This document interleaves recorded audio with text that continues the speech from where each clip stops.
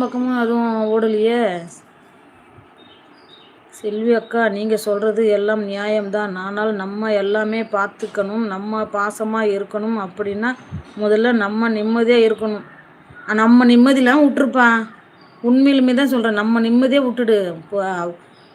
அந்த புருஷன் நல்லா இருக்காரா, பிள்ளைங்க நல்லா இருக்கான்னு அதை தான் பார்க்கணும். நம்ம நிம்மதியை விட்டுரு. நம்மளுக்கு என்ன நிம்மதி இருக்குது? வீட்டிலேருந்து பசங்களை பார்த்துக்கிறோமா? அவர் இருக்கும்போது எங்கேயாவது வெளில கூப்பிட்டு போகிறாங்களா? அதோட இது பண்ணிக்கணும். அப்படின்னு பார்த்தா எல்லா பெண்களும் உலகத்தில் எதுவுமே எல்லாரும் சுதந்திரம் சுதந்திரமாக எனக்கு வேணும் வேணும்னாக்கா அப்புறம் யாருமே எதுவும் குடும்பமே பண்ண மாட்டாங்க. சரியா மிஜா? என்ன பேர்? ஆமாம்மாம்மா, தங்கமணி. சாரிம்மா தங்கமணி சிஸ்டர். நம்ம முதல்ல ஏன் நிம்மதி, நம்ம மனசு நம்ம மைண்டு நிம்மதி சந்தோஷமாக இருந்தால் தான் நம்ம மற்றவங்களே சந்தோஷமாக நிம்மதியை பார்த்துக்க முடியும்.